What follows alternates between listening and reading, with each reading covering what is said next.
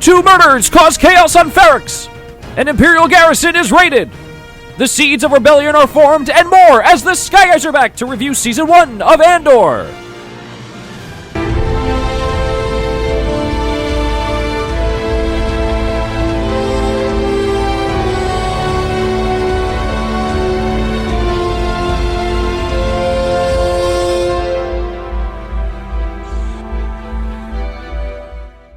Hello there, welcome back to the Sky Guys. We're wrapping up our coverage of Andor Season 1 here, all 12 episodes of the books, and as is tradition, we do our full season wrap-up here. I'm one of your hosts, Mike Phillips. Joining me today, the man who was your narration every single week, Pete Consadori is here. Pete, how are you? Doing well. We're at recap episode. Time flies when you're having fun, so I'm glad to hear what you guys think about the full season. I know last episode we try our best not to do an overall talk, but I'm excited to see what you guys thought. Did it feel weird this morning not to wake up and have a new episode of Andor waiting for you?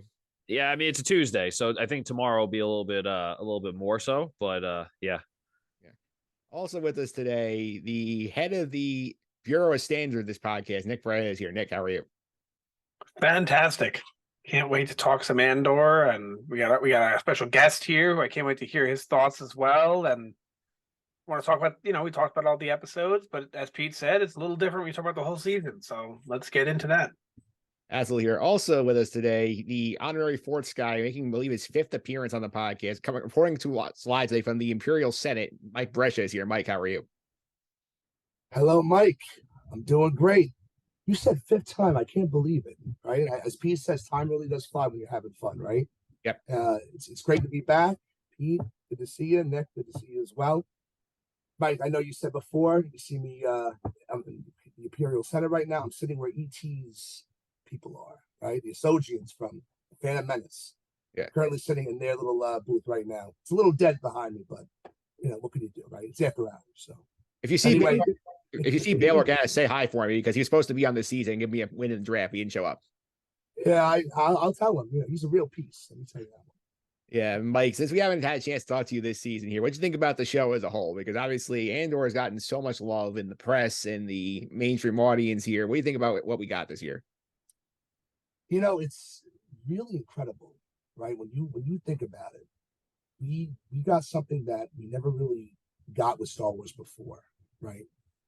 A different show when you relate it to, Book of Boba Fett, The Mandalorian. It really took a sidestep, and it was really like a breath of fresh air, right? It kind of reminded me almost like Game of Thrones with all these new characters coming into play, so many different situations going on and how they all kind of come together at the end. So I really, really enjoyed it. I thought it was something that Star Wars really needs.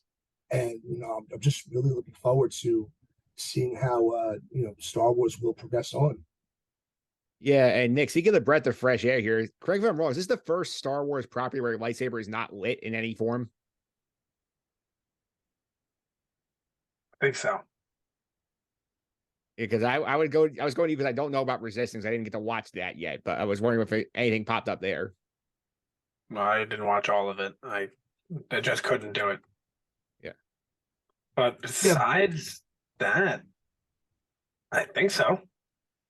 I'm sure there's like comics that don't have a lightsaber or something like that, but it's like sort of like the mainstream like visual like canon, whether it's like movies or shows or stuff like that or video games. Did Bad Batch have lightsabers? I can't remember.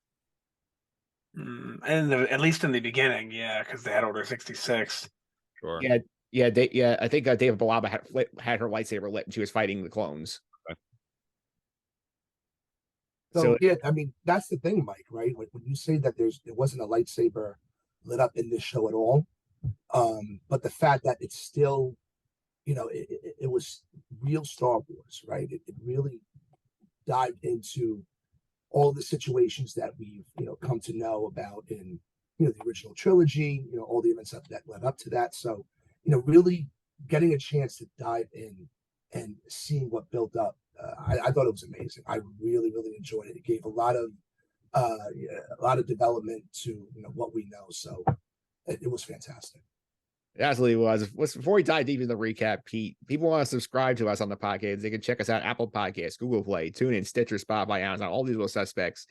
If you follow us on Just on the Suffering, I'm going to give you guys the this season recap in there because Andor is so popular for everybody.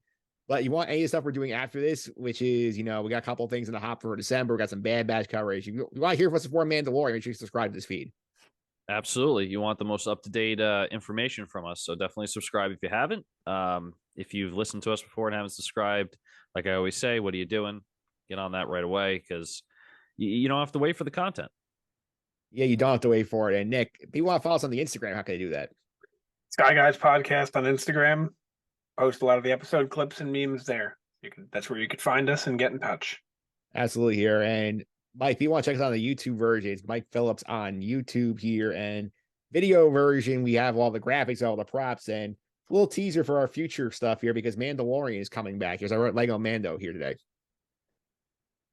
Nice. Where's the full collection? Right now, I have Grogu, Mando, Lego Ahsoka. I have Lego R2 over here somewhere too. I haven't broken him out in a while. All right. I do have also Obi-Wan and Vader brick that I've not built yet, so they're gonna get added to the pile soon. Well, I'd imagine they're not long to build. They're small. No, they'll take about like half hour total. Okay. Right, you said that could estimate on those? Yeah, they're about 100 pieces per. So. All right, let's get to the Star Wars news here, Nick. What do you want to let us know about this week? Two things. We had kind of held off on this last week, but there's kind of some information on Andor season 2 and that they started, I guess production. This doesn't necessarily mean filming, right? Well, they are filming right now. So they started filming. They started production, a month ago, maybe? I think it was literally, like 2 days worth of season 1 finale air. They started production. Okay, so yeah, production's going, filming is going, all that. We know season 2 is going to be, I think it takes place right after, but it's going to be over the course of like 4 years. So maybe a time jump of a year. He said maybe. big. I know Tony Gilroy did the rounds doing a bunch of interviews. I know he said big time jump between where we leave Cassian in the finale to the start of season 2. All right, so probably I would say a year, because I know they've mentioned before that it's going to go from 4 BBY up until basically Rogue One. So I would imagine we'll jump a year, and then we'll go from there. So I can't imagine this comes out until, unfortunately, Labor Day 24. Yeah. And at the same time, Mike, with how good this show was, this did take about the same amount of time, about 2 years from start to finish. COVID was sort of thrown in there. Give Gilroy and company all the time they need to get this correctly and don't rush this thing out. We saw the other two shows feel like it has an issue with getting rushed out. Yeah, absolutely. I mean, if they need the time to create a good show like they did with Andor the first season, then by all means, we're willing to give that amount of time.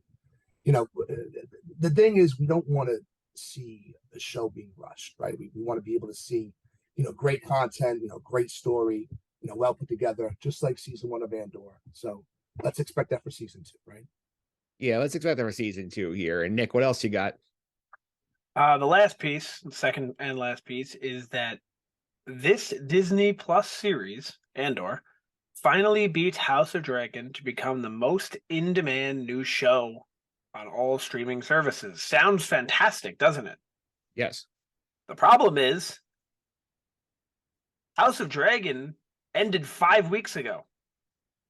And it took until this weekend for Andor to pass it in the ratings. Meaning people were watching House of Dragon 4 weeks after it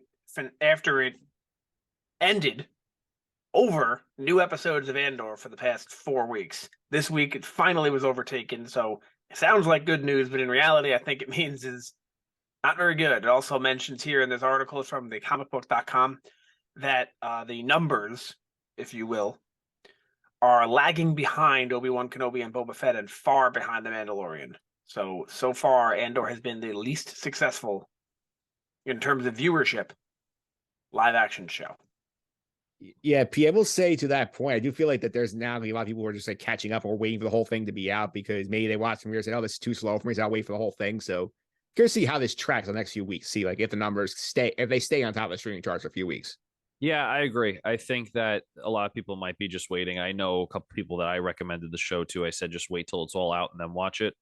But I think it's suffering from a lack of fan service, right? I mean, all these shows that have the viewership, everyone was looking for Darth Vader, Boba Fett, characters that we I don't want to say are invested in more than Andor, but I mean, I had a couple of friends of mine who are fans of Star Wars saying, "Who cares about Andor? I don't care about Cassian Andor." So I think until word of mouth kind of brings this show to light as one of probably the best live action Disney Star Wars that has been out, I think we're going to see those numbers lag behind Obi-Wan, Book of Boba Fett, especially because that's literally all fan service. Yeah, and Mike, before we move on here real quick, I do think it's interesting here. I do feel like the word of mouth will help this show in the long run. I mean, like, I remember early in the year, I was looking at my on the Justin Suffering do the pop culture party run down at the end of the year. Like, I was saying, oh, Stranger Things will be the biggest thing this year. That's sort of completely faded now because I feel like the entire debate right now at the end of the year is which of these like prestige shows is the best? Was it House of the Dragon, Rings of Power, or Andor? In fact, that Star Wars had to show this conversation, I think, is very big for the franchise as a whole. I think so too. And Pete, just real quick, going back to what you said about your friends who are fans of Star Wars. You know, you have a point where those shows like Book of Boba and Mandalorian bringing back characters that we know, that does provide the fan service, right? Because there's definitely a connection to those characters, to that story, but they have to understand that the beginnings of the original trilogy, right? What leads up to that is factored in with this show.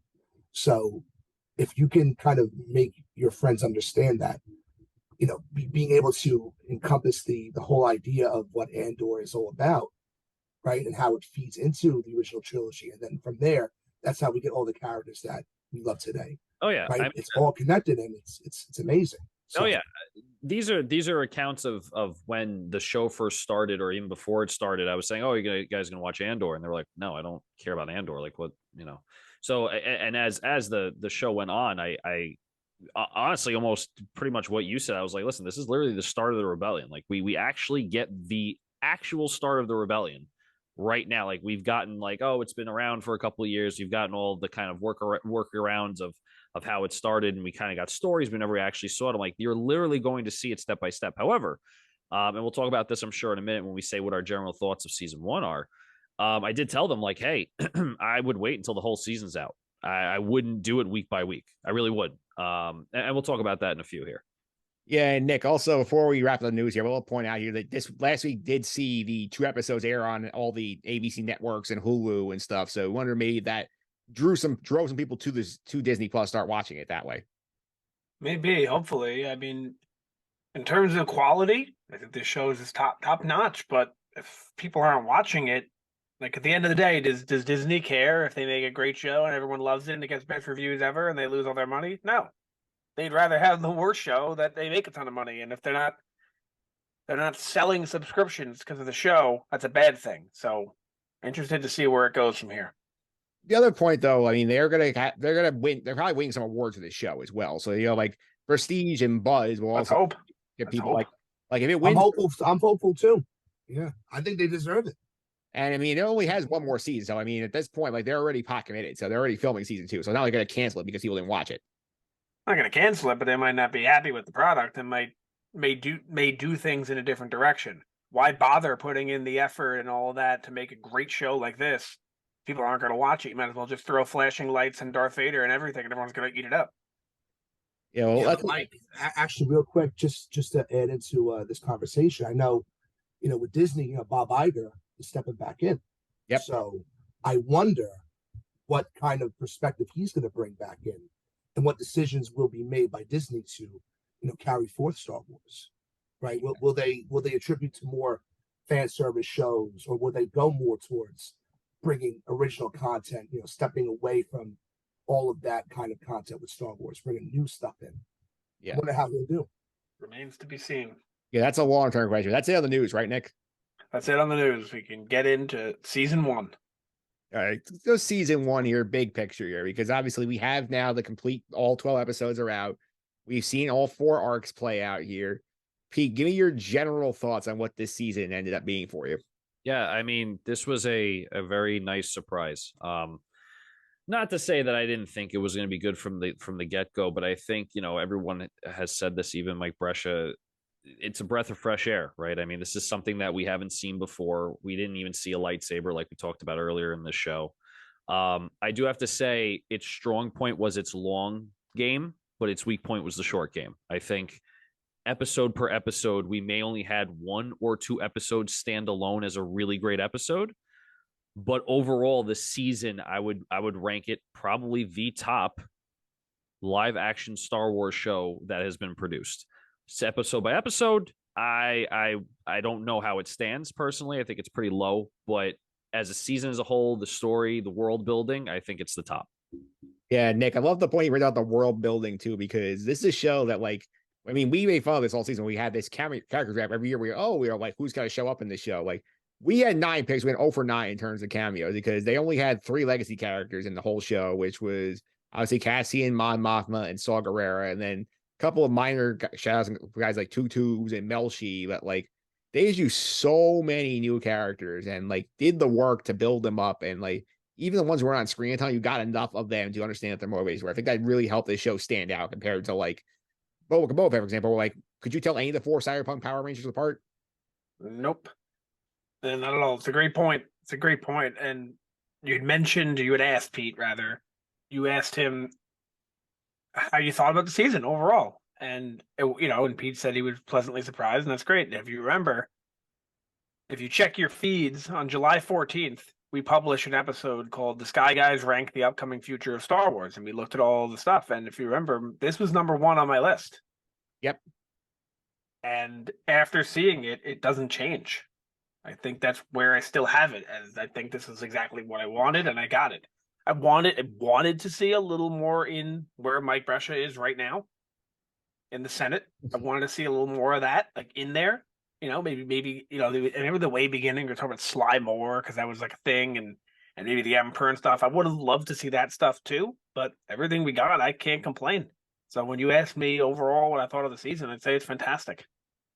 Yeah, and Mike, I do think they did a good job of like what they were doing here, especially like I mentioned earlier, all the new characters and like taking us all these new planets also, because like we got only like 1 legacy planet we've been to before, which is Coruscant. Like we got 8 other new planets that we spent a lot of time, including like Ferrix, Niamos, Aldani. Like they really gave us a wide range of like Star Wars worlds too. It's sort of like one of the things I love about the show is the fact that they didn't shoot in the volume and they actually went on location. And that was, I think they aided the show a lot.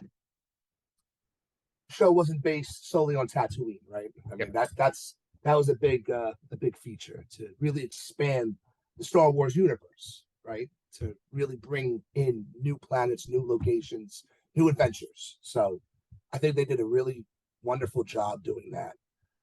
Just mimicking Pete's thoughts on the show, I thought overall, it was fantastic. I think we're all pretty much in consensus with that. But basically, looking at it episode by episode, I do kind of agree that there was a lot of build up in those episodes to, leading to great episodes like The Eye, The One Way Out, Barracks Road, all that good stuff, right? We had great episodes, and we had a lot of episodes that were, taking their time to build the story, to develop the story. And while that's not necessarily the best for an episode in itself, it does serve a better purpose, right? And because of that reason, it created a great show that we saw with him. Yeah, and Pete, last thing on this, I think you mentioned this about how this show was going to work better, it had the whole thing. I think like those episodes where like they do the necessary setup work here, like we can quibble with how they did it, but like I think it helps the show like in binge model where you can like watch, for example, episode 5 and go, okay, next, like a second later, and not have to wait a week in between. Yeah, and I think Mike Brescia talks about the episode The Eye. I think the build up to The Eye was actually better than the episode The Eye. I don't know about you guys, and I think we talked about it a little bit, and it was good. It was still good, that episode, but I almost felt like this build up was going to be this huge raid on the garrison, right? This is what we're working for, and it was just kind of like, oh, okay, it happened. It was cool. There was no gripes about it, but it was like, it wasn't like, holy crap, this is amazing. I do think the binge model is going to work in their favor, like you said, because at least you're not waiting. I mean, granted, we didn't really wait too long for it because we had the first 3 episodes right then and there. I think the binge model is going to work for them because there was a lot of buildup for sometimes like an okay payoff. And I think if you're waiting weeks to figure out what's going to happen and you sit there and go, really, that was it. I mean, I think, I'm binging Game of Thrones right now. I think I'm liking Game of Thrones better, especially the last season, than someone who waited 10 years or 8 years, however long it was, to get to that ending. So I do think the binge model will work good for this season. I don't know how it will work for season 2. Obviously, we haven't gotten there yet. We have a couple more years before that. But I agree with you. I think that model would work better, especially for a fan that wasn't really dedicated like we were to watch it every week. Yeah. Let's go forward. Talk about Cassian Andor himself here, the main character of this show. And Nick, I do think we go on an interesting journey with him where like we meet him at the beginning of the show, and as Tony Gilroy promised us, he's like, oh, this is not a guy who we see in Rogue One who's willing to do everything for the rebellion. It's a guy who sort of wants no part of it, just wants to live his own life, do his own thing, sort of stay under the radar. And by the end of the season, he's in Luthen's ship telling Luthen, you know what, bring me in. I want to be part of the rebellion here. So I think how we went from there and seeing, as you point out several on this podcast, how he's influenced the characters he meets along the way. I think they did a good job sort of bringing him along that journey. Absolutely. Said it before, say it again. His arc, I think we'll find out in season 2 for sure what these characters left on him. But I think his character was, how did this guy influence me? How did this guy influence me? How did this guy influence me? Bring it all together and saying, this is who I was before. Add in this, this, and this. This is who I am now. And I think those people were Nemec, and I always forget it. Is it Kino? Nemec, Kino, and then I thought Luthen, but I think it looks like we're going to see Luthen again in the future. I thought we weren't. If I had to place a bet on it, I would have bet that we would not see Luthen in season 2. Turns out we almost definitely will, unless he does off screen between seasons. Yeah, that'd be a waste for him to lose Stellan Skarsgård between seasons. Yeah, I doubt it, but could be very impactful for what it means for Cassian's character if he grows so fond of him to lose him. But again, that's something to show you on screen. Yeah, and Mike, I don't know if you've seen on the Twitter all the memes about like the 3 people that like Cassian like impacted him the most, like are all basically dead at this point, which was basically Nemec, like his mother, and Kino, who we assume is dead, but we don't know that for sure yet. But like I did think how each of them gave him a little bit of piece of what he needed to sort of get to the point where he's willing to go join the rebellion full time. Yeah, I agree. I mean, when you see Andor at the beginning, he wants nothing to do with joining the cause, right? So when you see his progression from starting out at the beginning of the show, right, he's just going about and scrapping, trying to make a living, right, trying to do whatever he could do, and then just being brought in the way that he was and all these new experiences, like Nick said, meeting all these different people who inspired him and really impacted his ways of thinking and, you know, his yearn to join the rebellion against the Empire. I think it was a great way to portray that for Andor. So, yeah, Pete, what do you think about what we saw from Cassian this season, where he starts, where he finishes? I think it's great. I think, thinking about the season, today and since the last episode, just kind of like recapping everything in my brain, I kind of find it a little bit funny that we have a character that twice in the season, both main arcs has to do with he's at the wrong place at the wrong time, right? I mean, the first 2 murders and on forgot what that planet was that wasn't Ferrix, right? That was a different planet. Morlana 1. Morlana 1, right? So those 2 murders on Morlana 1, he was innocent. The guy was sort of messing with him. So one thing led to another. There's a couple murders. He flees and then he turns, goes to the whole Garrison raid story arc. Then all of a sudden he's in the wrong place at the wrong time again. He gets nabbed by the stormtrooper and he gets 6 years in prison or whatever it is. And it's just it's not to say it's cookie cutter, but I hope that in the future, and again, this is for later in the podcast, but I hope it doesn't keep doing that. But it was something I noticed about his character arcs. But overall, I think he executed well, and I think the actor at least executed the character well as he did in Rogue One. And I think that it worked for this season. We didn't get too much of Andor where it was just every waking moment was Andor. However, at least the times that we did get Andor, it was meaningful. It wasn't just, okay, we have to throw him in because he's part of the show. Nick, I think it's also a good point what Pete brought up about like the whole like he finds out the wrong place twice, because I think most like simplistic shows would have had like him go to Aldhani after he gets in trouble, like see Nemec and inspired by Nemec and immediately join the rebellion. Here, he's still not convinced, and he gets himself in more trouble. He gets in prison. And he sees, oh, the Empire is doing really terrible stuff, and it's hurting a lot of people. So at that point, he sort of starts to realize, like, maybe I should be thinking more about helping others as opposed to just working out my own interests. Yeah, absolutely. I'm going to say this again at another point in the podcast. I won't say when, but if I tell you the story of the show without going into detail and just kind of give you an overhead view, if you've never seen the show before, I don't think you're going to watch it. Like if I tell you it's about Cassian Andor and he gets recruited to do a heist and then goes to prison and then learns he doesn't like the Empire and that's the whole show, you'd be like, that sounds horrible. I don't want to watch that. And I think that speaks volumes to how great the show actually is, because if you take a story that's so, in a nutshell, it's very bland. If you watch the episode, it's not bland. There's a lot more to it, obviously. But if you take a story like that and make it interesting and make people actually care, like I've said this countless times, they actually made me care about Cinta and random characters that I definitely would not care about in another show. Oh, yeah. So that's what I feel about the Cassian arc, is that overall, when I tell it to you, it sounds awful. But when you dig into it, it's amazing. Yeah, I mean, before I move on here, I want to ask the panel real quick. Anybody who here has seen Top Gun Maverick this year? I have not. I haven't. No. Nick, could you get to it? No, I turned my video off as a no because my picture here is an N. Yeah, that's why. That was my response.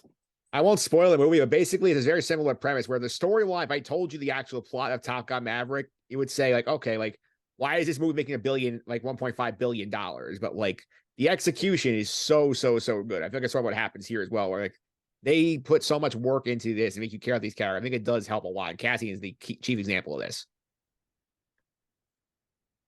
Yeah, I didn't see the movie, so I can't agree, but I'm taking your word for it. Yeah. Speaking of, Mike, I was just going to say, not to digress, Tom Cruise is an animal. Yep. He is something else. Doing all those stunts, I can't believe it.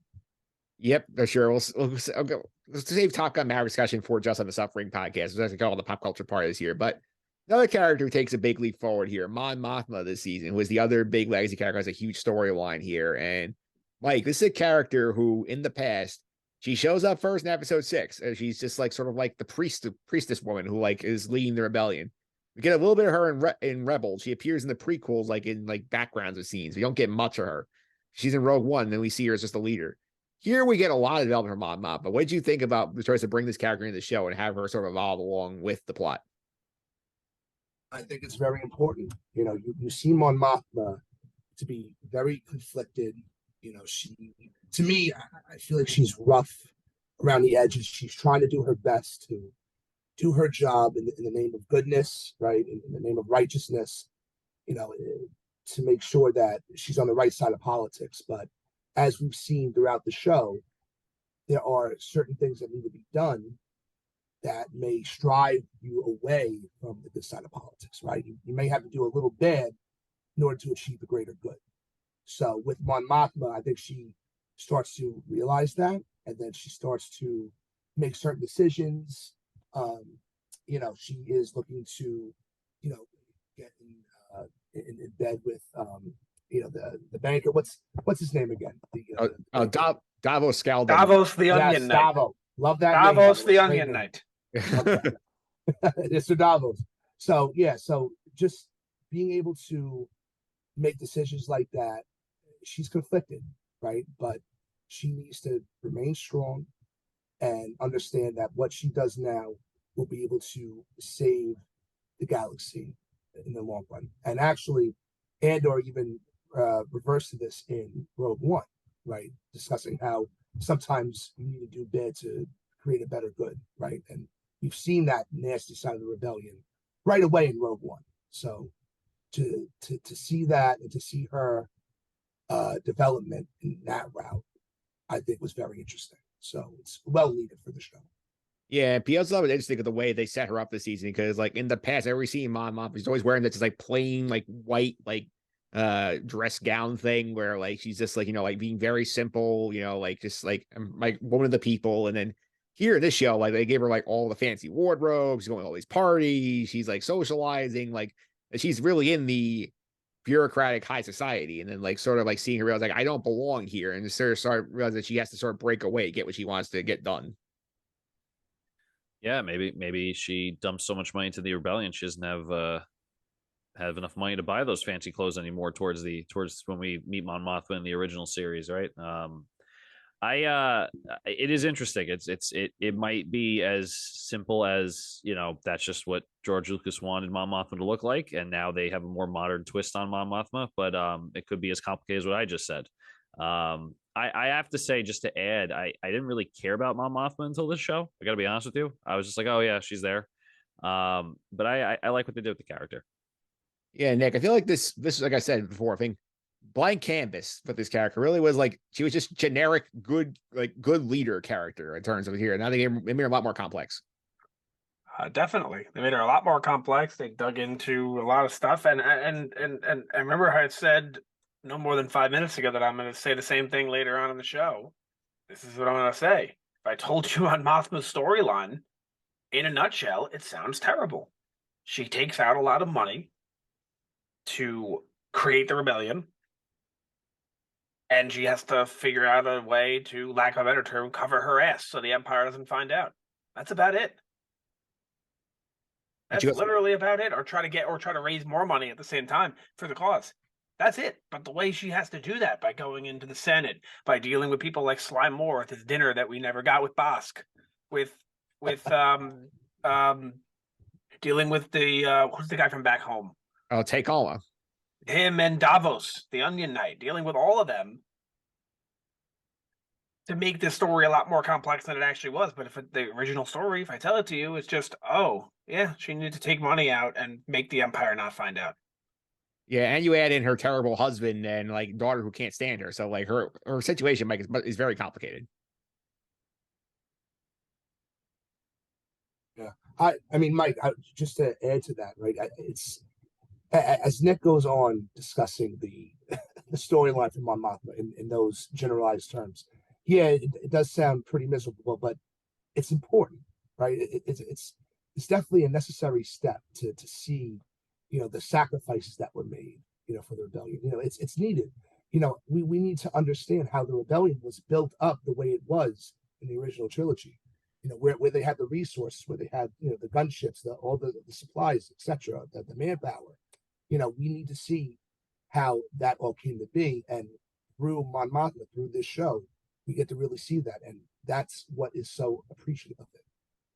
Yeah, absolutely. Here and Pete, one thing I think was interesting that we did not get in season one, we were told was not coming here, so I'm glad they actually stuck to it, is that in Rogue One itself, I think Cassian has a like very deep relationship with Mon Mothma, where like he's going directly to her with things, and she's listening to him and all that. We did not get them meeting for the first time in this show. So it's thing like when in season 2 we see that interaction the first time, we suspect it's probably something that happens off screen and sort of working together already at this point. But like I think that's a very interesting dynamic. We get it. I mean, I'll tell you this: if it happens off screen, I think that's a missed opportunity. I personally think season 2, and this is again probably toward the ends of looking at the rundown. This is toward ends of the show here. I think season 2 should just be the relationship building between Cassian and Mon Mothma and Luthen together, and whatever. I mean, I don't know how Luthen plays a part in that kind of trio in that case, but I'm assuming Luthen brings Cassian to Mon Mothma at some point, and if they do that super quickly right before Rogue One, then Rogue One makes no sense to me. Right? You kind of have to build that relationship. So it's going to happen. I think it's going to happen for sure. But I hope that it happens very early in the season. Yeah, I would hope so too. Here, speaking of Luthen, let's talk about some new characters here. So, Nick, we have a bunch of new characters here that popped in different ways here. You want to talk about something? Throw somebody out here you want to discuss first. I want to talk about Karn first. All right, so we'll do Karn first. So obviously he had quite the season where like he is the wannabe fascist who, we get some like causes the whole mess by overreacting to the 2 murders that Cassian commits and starts a whole firestorm, gets him fired. He has to move back home. He's obsessed with Cassian. He has to get a new job, Uncle Harlow at the Bureau of Standards. He has a maybe love interest with Dedra when he saves on Ferrex at the end of the season here. So Nick, since you brought Karn up, what do you think about him? I said this before. I think that Karn is a character that is going to have a redeeming arc to him, whether it's he becomes a good guy or he becomes a bad guy that we like and respect. I don't think he's going to become. I don't think he's going to become a nothing. I think it's more likely that he becomes a bad guy that we respect. But he's been so awful throughout the season, and we'll see that when we get to our MVP LVP board. I just don't think they made a character for the sake of everyone hating him. There's something more to him, and I just don't know what it is yet. And I think we're gonna have to wait and find out. I thought we were gonna find out at the end of the season. Doesn't seem like that's gonna happen, or definitely isn't gonna happen because the season's over. And there's more to him, and I know there is.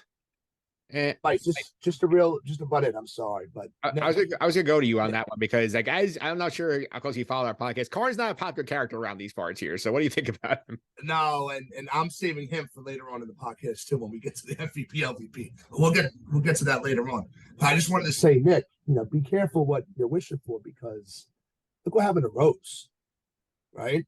In the new trilogy. There were a lot of things that we were going to expect from her, right? What we saw in The Last Jedi, but didn't work out that way. That said, I'm hopeful that people. I think the reason for that with Rose is that people hated the character, and not to say people don't hate Karn's character, but people hated the Rose character for much different reasons than they hate the Karn character. They hate the Karn character because he's awkward and creepy, not because they actually dislike him. I think if he has a redeeming quality, people are going to be quick to get behind him. And obviously the acting on him is fantastic. I think that people respect that and know that. And I think with Rose, it was more of this character ruined everything. Karn didn't ruin anything. He just sucks.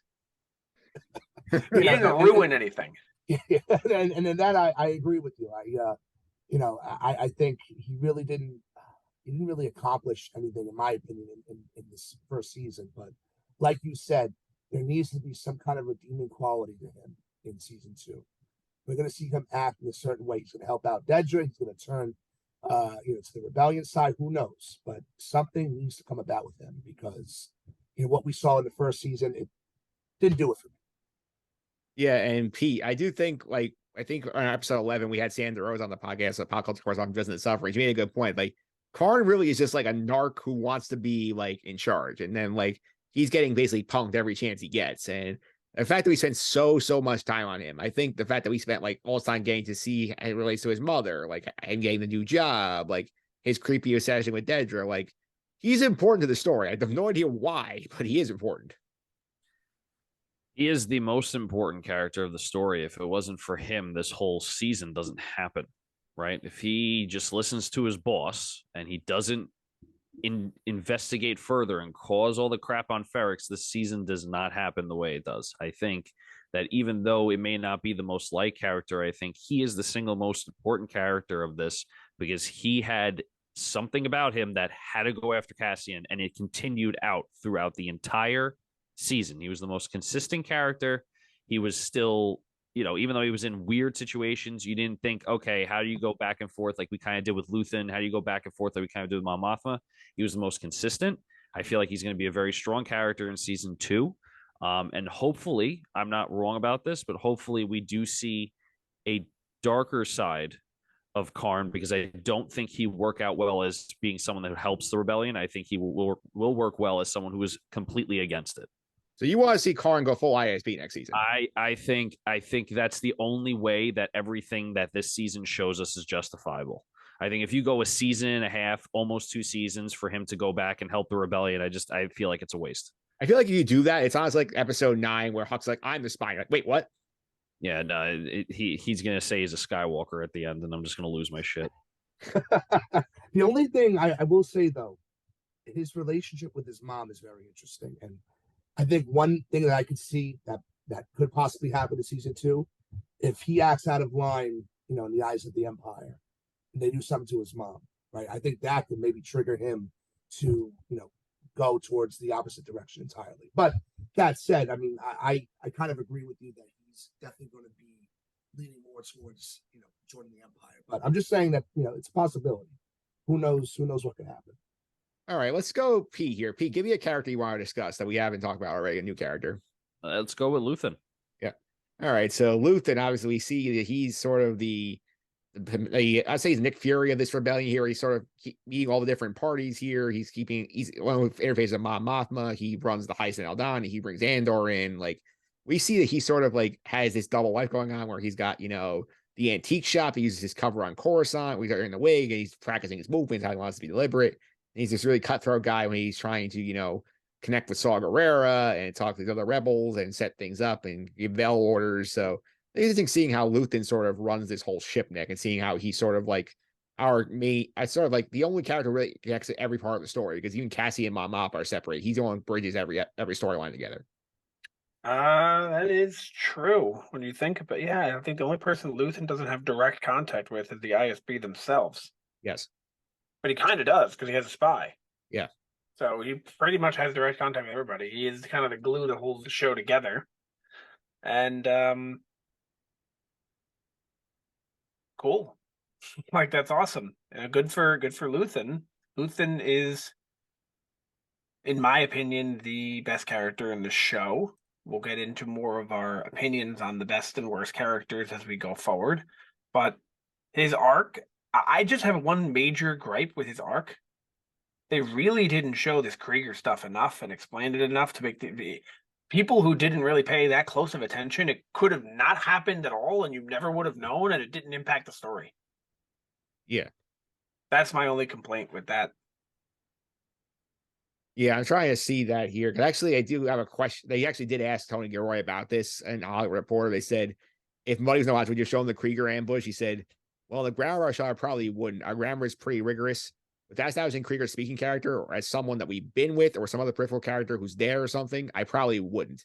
Don't ever go anywhere where one of our characters isn't walking us into it, aside from the Easter egg and the Death Star. So we're saying, like, since they did not introduce Krieger physically to the show or like relate to one of our characters, they were not going to follow him regardless.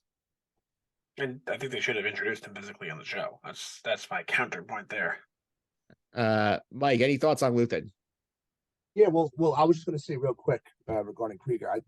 He is what we can consider to be called a MacGuffin, right? A MacGuffin is a plot device that's, in a movie where, the object or the device, the event itself is important for the story, but the actual details of that character, of that incident, whatever, isn't really as important. So, I think we needed to understand that, yes, Krieger was, it was a part of the whole plot, to understand, the situation, dealing with Saw and dealing with the sacrifices that need to be made by the rebellion, to start a fire against the Empire.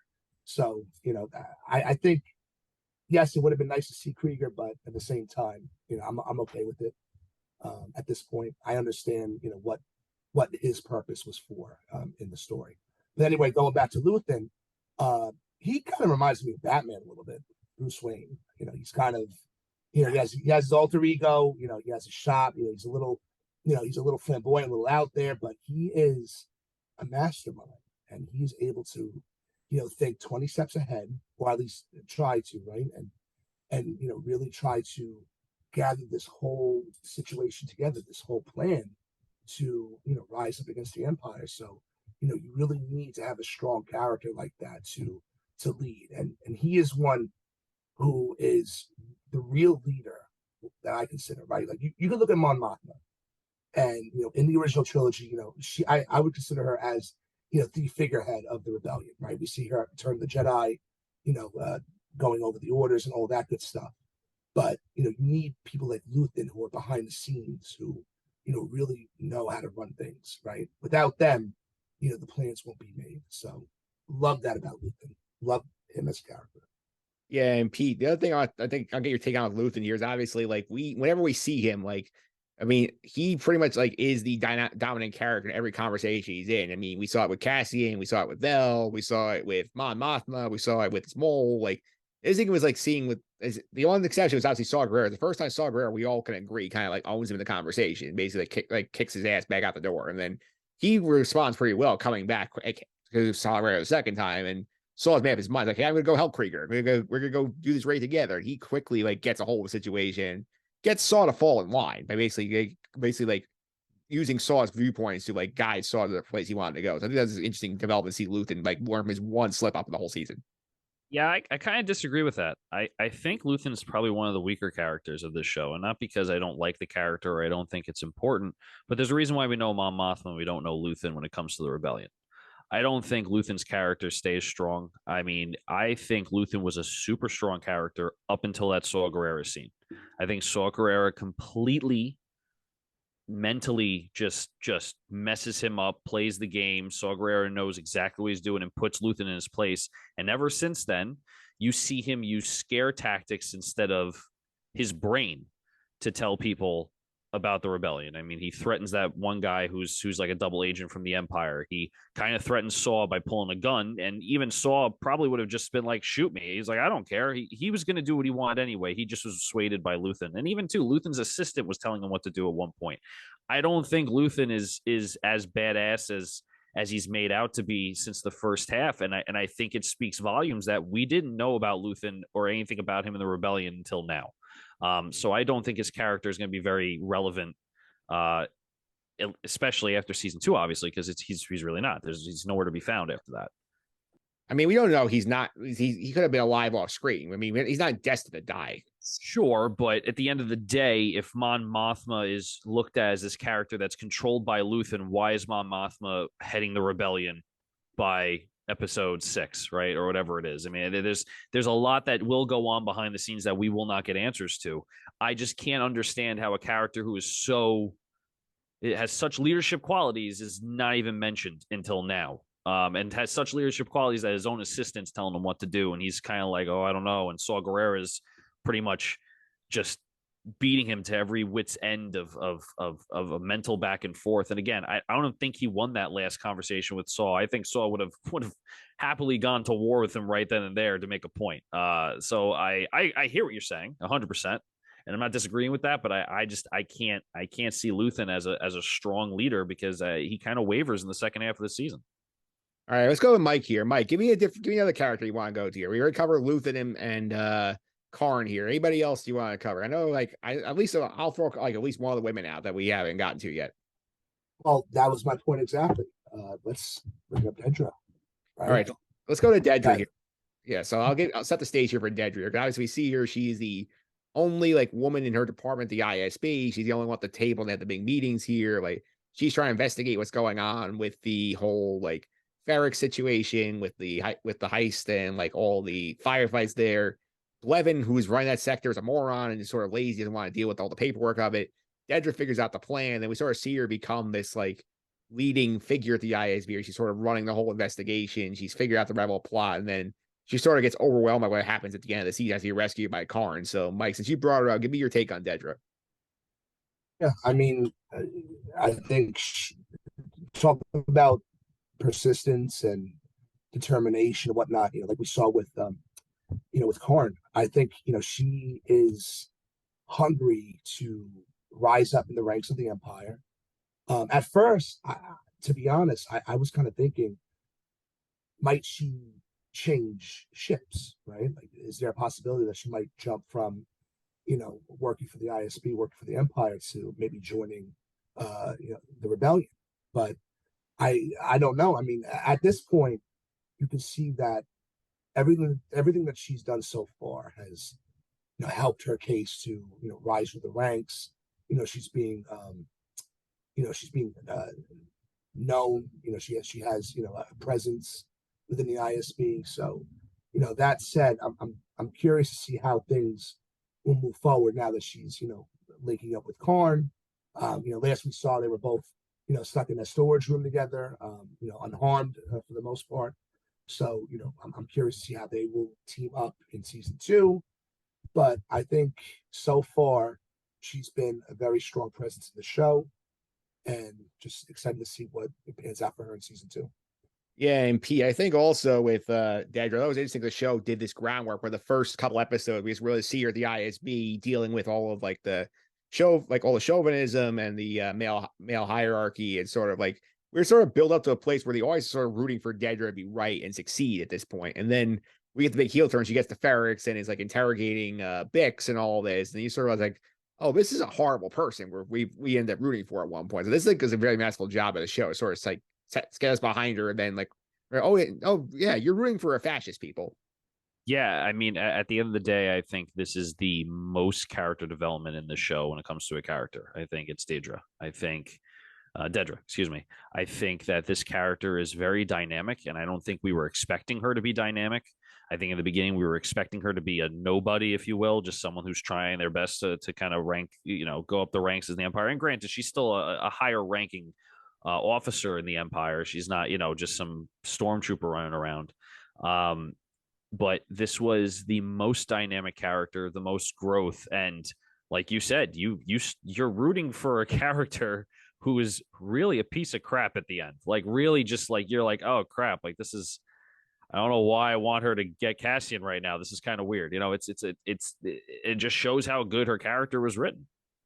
Yeah, Nick, any thoughts on Dedra? I think she's a great villain. We talked about this. I don't remember when. Episode 9, 10, maybe. I said something about how they showed her in her own element, I guess is the word. Like all the time, they showed her amongst other Imperials all the time. So you were rooting for her.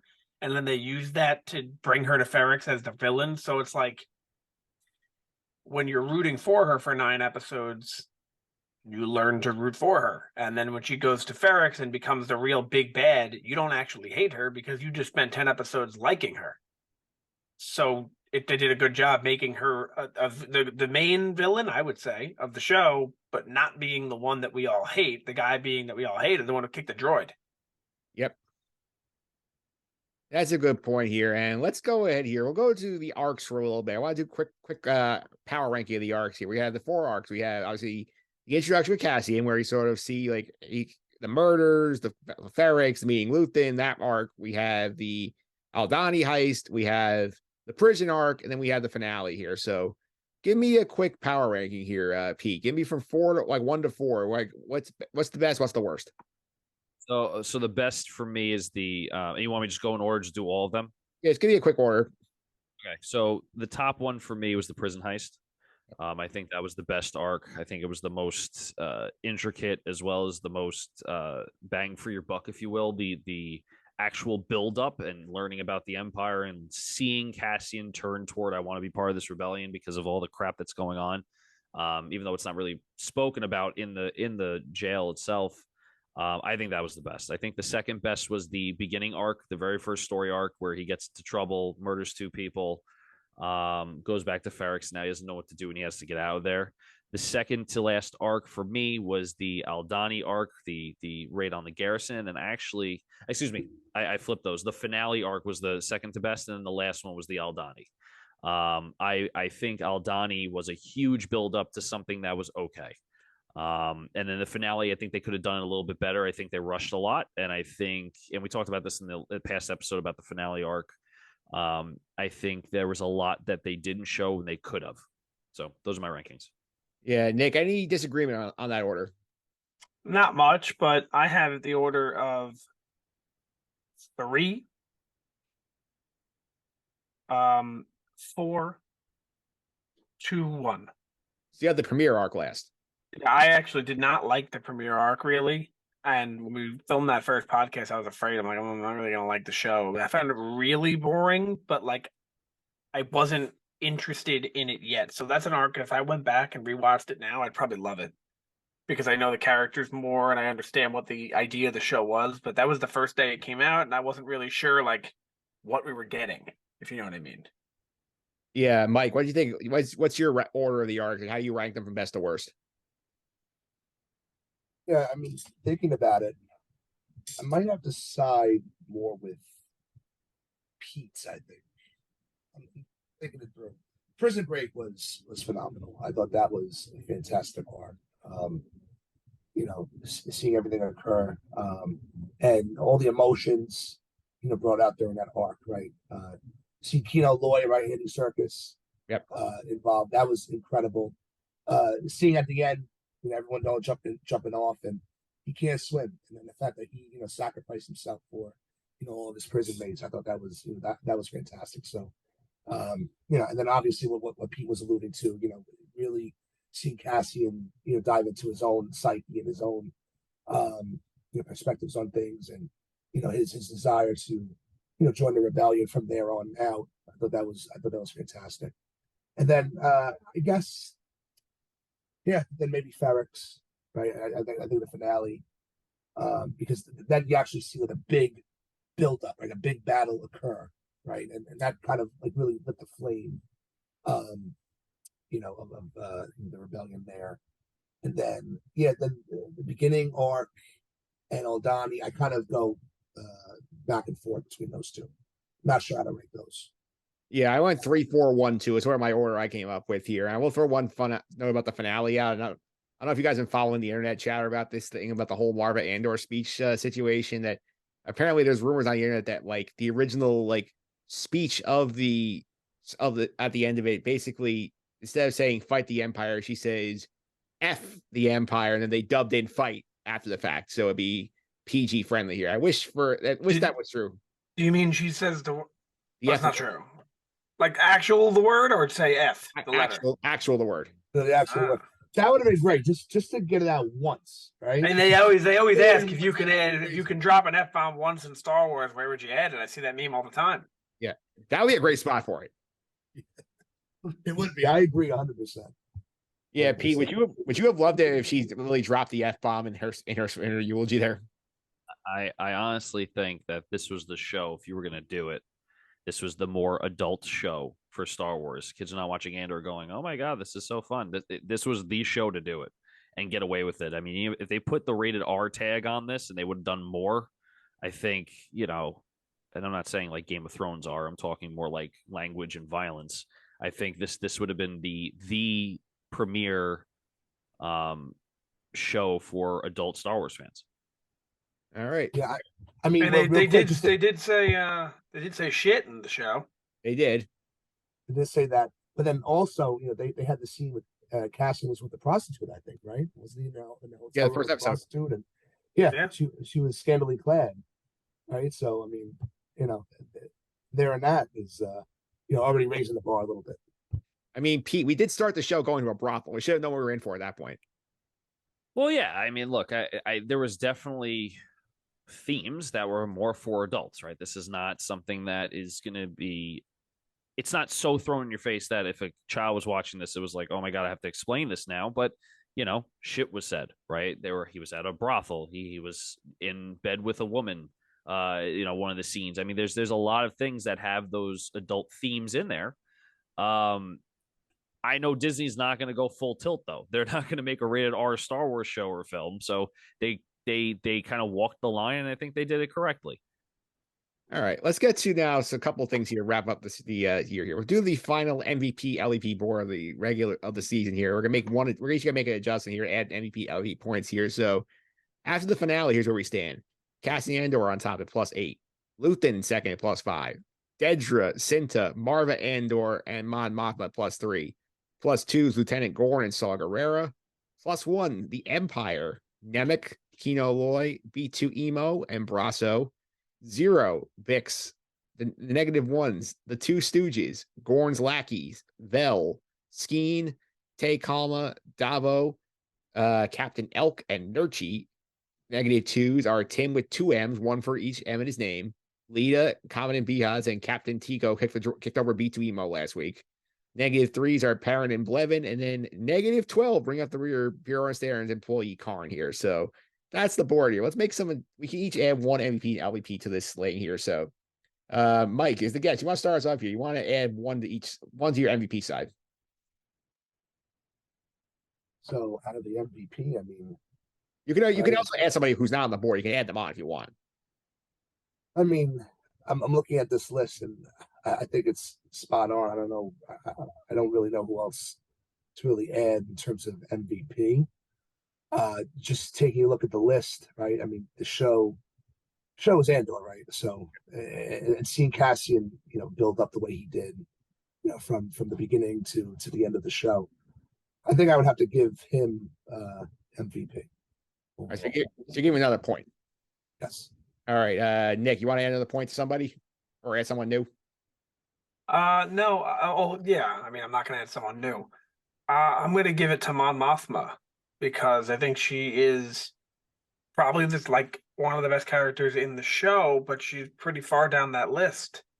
So I want to bump her up a little bit. And I feel that her whole entire thing at the end was like a brilliant, genius move that people who watched the show didn't even pick. I don't know if you know this, it's all over the internet that tons of people didn't pick up on her fighting with her husband on purpose. And people thought it was like an actual fight. And they're like, why are they just fighting? And that's weird. Like, tons of people missed that. And I think that was kind of brilliant.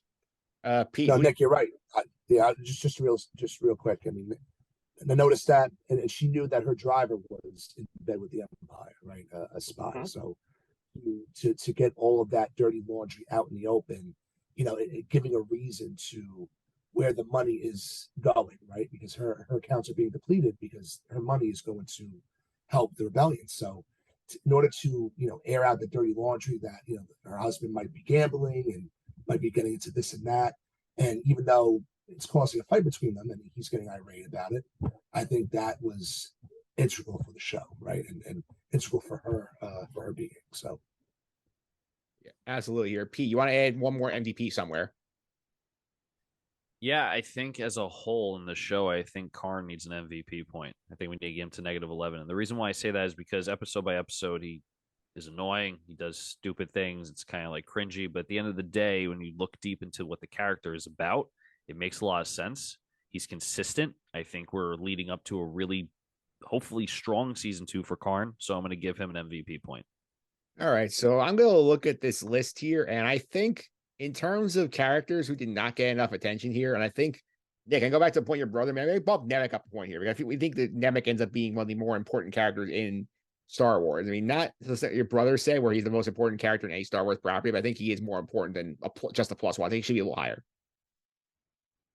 Yeah, I could see him as a +2 or 3 character. Absolutely. All right. Other way now, LVPs here. Mike, I think I know where you want to go. I mean, with all of Pete's points about Karn, I mean, I could see where he's coming with it, and I think season 2 will show Karn to rise to the ranks and come through and make a difference, and he will definitely be an integral part of season 2. But just looking at season 1, and despite all of Pete's claims, I think I would have to give LVP to Karn, give him an extra point. Pete, where do you want to dump your LVP point? I'm gonna give it to Luthen. I was not impressed with the second half performance of Luthen's character. I think he went from a pretty good leader to a strong leader to someone who's using his brain to I have to resort to threatening people. My own assistant's telling me off now, and Saw Gerrera completely destroyed me. Even though it's I don't. I see where you guys are coming from with the second interaction with Saw Gerrera, how it works in his favor, but I still think Saw Gerrera has complete control of that situation anyway.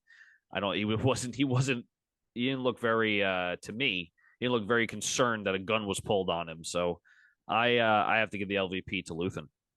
Nick, who are you giving your last LVP to for the season? I'm gonna give it to Blevin because I think Karn. I think I agree with everything that Pete said, and I think that if you look back at the show, if I had to pick one character who's the most insufferable, not on a per episode basis, like yeah, Blevin wasn't in every episode and he didn't suck, but in every episode, but the amount that he sucked in the episode that he was in, I think trumps all other LVPs. All right, I'm going to correct an injustice in the premiere that I feel like did not get addressed throughout the season. Tim needs another LVP point because Tim's behavior in that premiere was very hideous, and Nick and I docked him. Pete did not dock him. I'm going to make up for that here.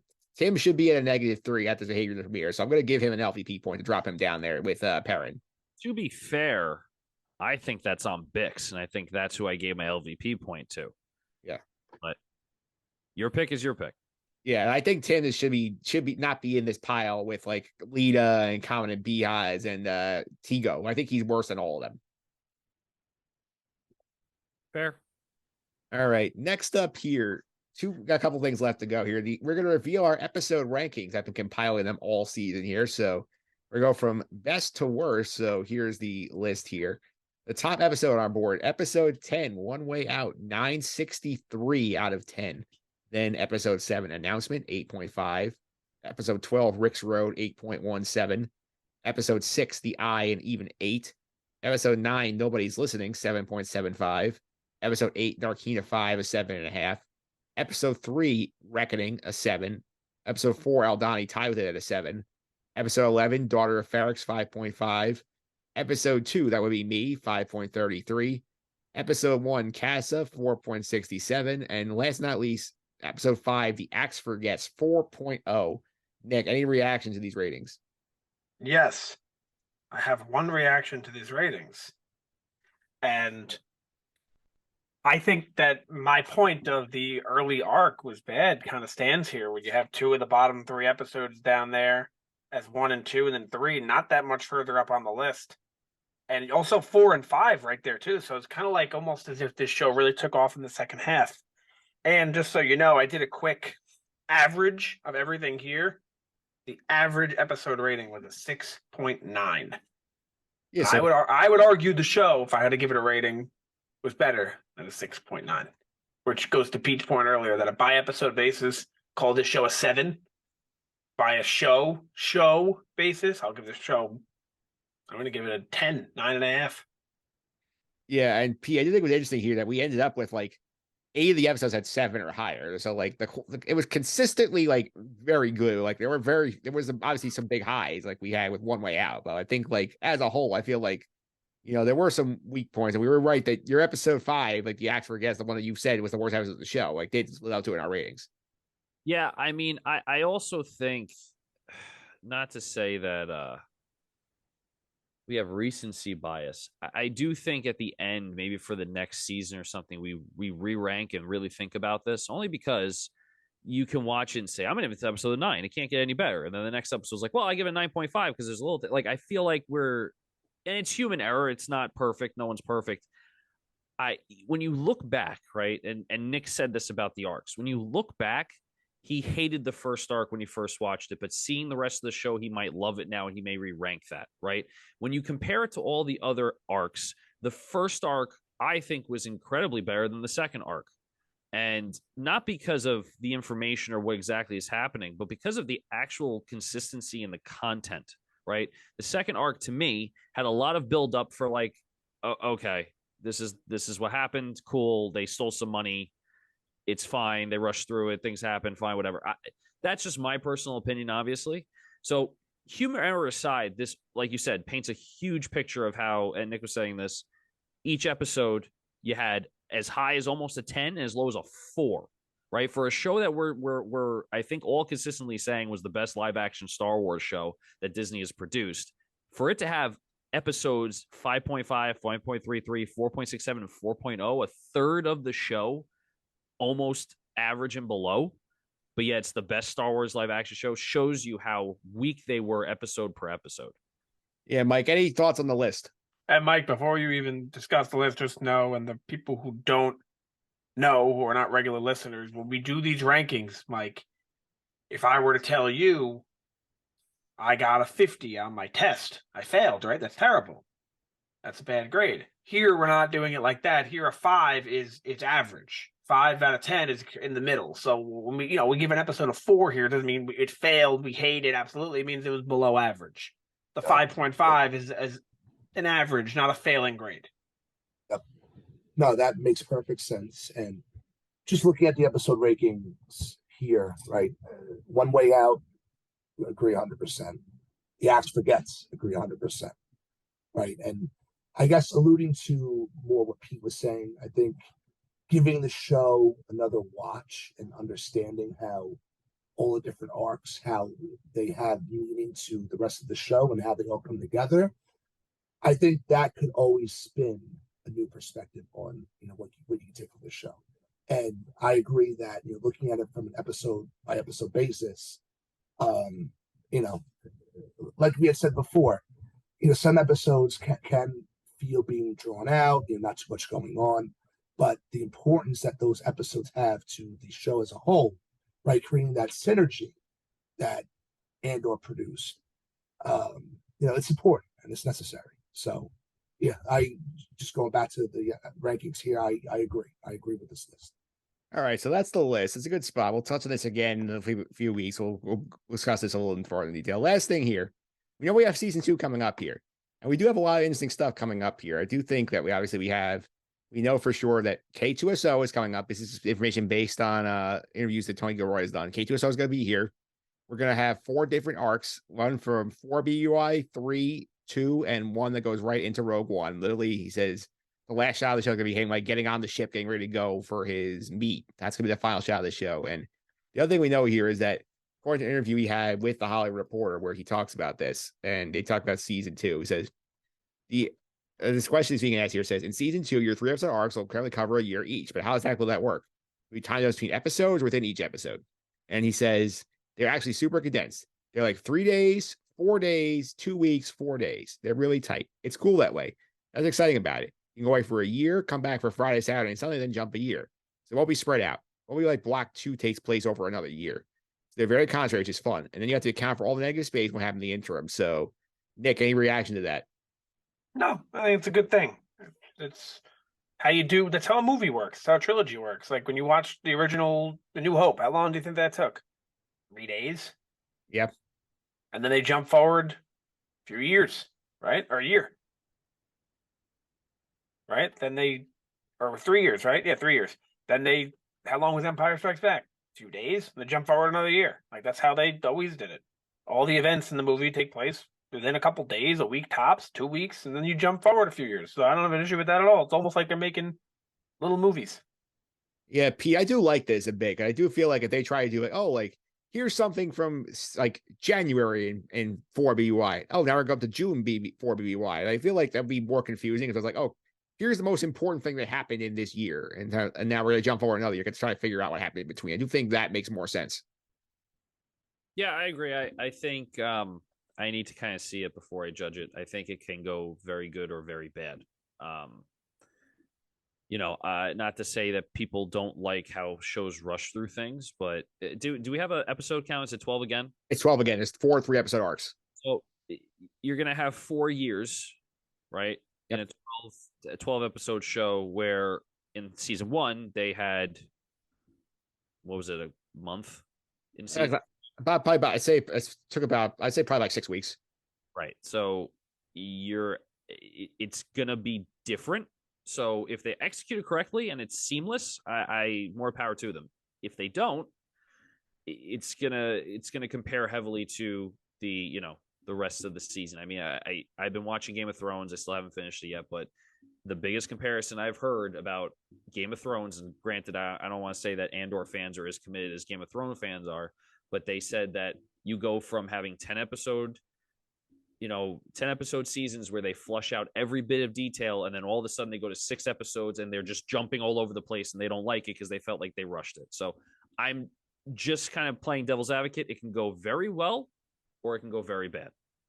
Yeah, Mike, I think it's interesting also is that when you look at this model here, is like obviously like we introduce so many characters and a lot of them are still alive. So like if you want to bring like Brasso in for the 4 BUI arc, it makes sense. We know what he is and what he's up to here, but like I feel like this might lead to them going to more like, established characters where we don't have to spend time getting to know them or their motives, where like we bring in like Moff Tarkin or Krennic or Bail Organa. I think like those characters will start appearing more. Yeah, I mean, no, sorry, Mike. No, wait, no, that's okay. No, Pete, if you want to share your thoughts. No, that's that. It's all you. My apologies. No, it's all right. Yeah. No, I was just gonna say, I agree with that 100%. That being able to rely on characters that we already saw their development, we know who they are, bringing them in for more, a more speedy time frame, like Pete is talking about, right? How the timeline's going to be, expanded, across 4 years and only 12 episodes. I think that's key. Another thing to consider too is that a lot of the characters that we already met in Andor, right? We already got to know them and understand them. We took all this time to, understand their characters. So to see them in season 2, we don't need to spend as much time to, gain further development from them. So. Yeah, and Nick, I think one other thing I want to watch here for season 2, obviously besides the K2SO and these arcs here, is like this show is now going to be running basically simultaneously with Rebels, and we know that like we already know what happens in Rebels. We watched that show here, so like, do you think we'll get like any sort of like Rebels crossover here? Some of these Rebels characters will be appearing live action in season 2 of this show. No, but that'd be cool. I don't think we'll get any of that, but that is very cool. Yeah, I actually wouldn't. I don't think we're getting any of the Rebels themselves, although that would make sense because they're in the base with them and all that. But I think we're gonna get. I really think we're gonna get Agent Callus, and if we carry these teams over to season 2, I think Pete's team is looking pretty good. it'd be cool if we got Grand Admiral Thrawn in there. We're working on something else before he goes to deal with. Well, it would be cool, but I think what this show is trying to avoid is the big time cameo, and Agent Callus isn't that. It's just like, oh, if you watch Rebels, you'll know who Agent Callus is, but it's not going to take over the scene or take over the screen like when we see Cad Bane or whoever it may be in these other shows. They just take over the scene, and that's all you care about. And after the episode, it's not even was the episode good. It's, oh my God, I saw Cad Bane. Yep. So I think that's what they're going to do, is someone that we wouldn't even kind of realize. Like there was, what's his name in this one? The one from Rebels and the original. Lauren. Yeah. Or one like that. Yeah, I could see that. I could see maybe, like smaller characters, like maybe like a nod, like, oh, like this is Admiral Price. We saw her in Rebels, and like she's working on this station for a little bit, then she goes back. Yeah, I think Nick is absolutely right. I think those are the kind of cameos that you need for this kind of show. You don't want the cameos to overpower what you're really trying to say, right? You're really trying to show. I think if this show was overrun by cameos, I don't think people would understand the ramifications of this rebellion not working out correctly, and how much stress Mon Mothma's under, or how much stress even Luthen's under. I mean, there's a lot of things that you would lose that kind of appreciation if you had a cameo of, let's say, I don't know, if you had like the Rebels just show up in one of them, because then all you're thinking about is like, holy crap, like Nick said, there's the Rebels in live action. We haven't had that yet, so.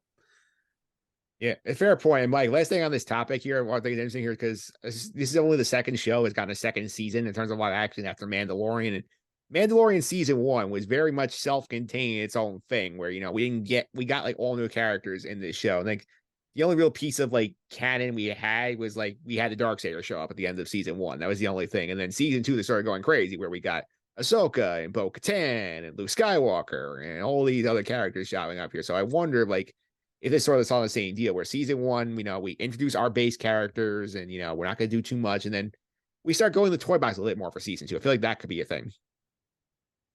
Yeah. I mean, I can see that too. And we were kind of talking about that before. I think being able to introduce your own characters in first season and then relying on more well-known characters, especially as we get closer to the events of the original trilogy, right? I think we kind of want to see some of that interaction in the characters that we know. That said, right, we also need to see what happens to some of the characters that we met in season 1, that don't show up in the original trilogy, right? I mean, going to Luthen, what happens to him? We need to understand, right, what happens to Luthen by the time, Rogue One comes, right? Because he's nowhere to be found there. So to see an important character, or see multiple important characters such as Luthen and others, right, who we come to know through the first season, what happened to them, right? We need to have some sort of understanding as to why they're not in Rogue One, why they're not in the original trilogy. So I'm looking forward to see what they do with that. Yeah, Nick, speaking of Rogue One, I do think it's more tempting. It might be more tempting to bring in some of the Rogue One characters that we see. So, oh, where are they in the lead up to this? In terms of like maybe you get like Baze Malbus or in an episode or something, or you get Krennic, or you get like, I don't think you get Jyn Erso. Maybe some of the more minor characters, maybe the pilot Bodhi Rook. Maybe you get see him somewhere. Maybe, but he's part of the Empire, and I don't know how much we're getting in with the Empire and the random everyday pilot. I think if we're seeing anyone, we're going to see people like we drafted. I think like General Draven, Agent Callus, guys like that, because they're not going to take away. Not that Bodhi Rook would take away from the episode or anything like that, but I just think that we're going to get those kind of people. All right. I think it's a good place to leave the episode here. And we're going to be back next week. We're going to take a week off here with Pete. We're coming back with some special bonus coverage here because while this is all going on, we got a drop of Tales of the Jedi. We did not get to it during the season because Andor was so much. We're not going to go back and catch up here.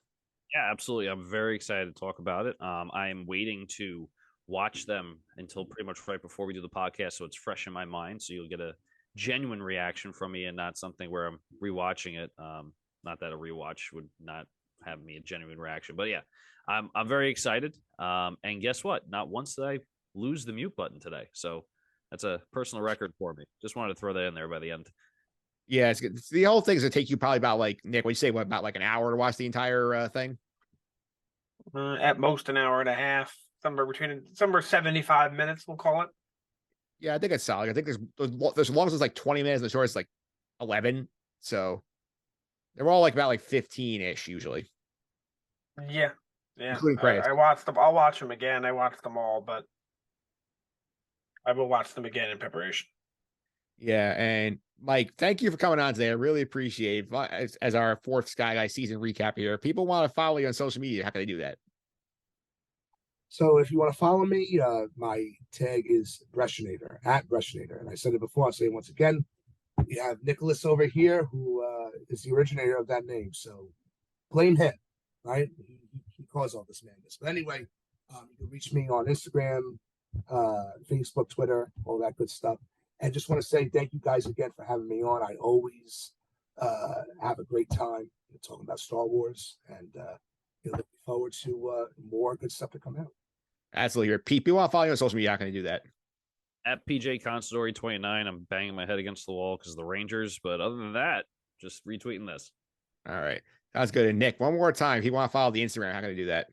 At Sky Guys Podcast. We'll see you there. We will see you there. You can also follow me on Twitter, mphillips331. It's MPHILIPS331. Coming up this week on the podcast, do a Jets episode, talk about all the fun stuff with the Jets. And Nick, another member of our softball team, Joey Castellano, is going to be on doing the NFL picks. That's going to be fun coming up here this week. And we'll be back, again, week off this week after the episode. So we're back second week of December with the Tales of the Jedi episode. But until then, may the Force be with you.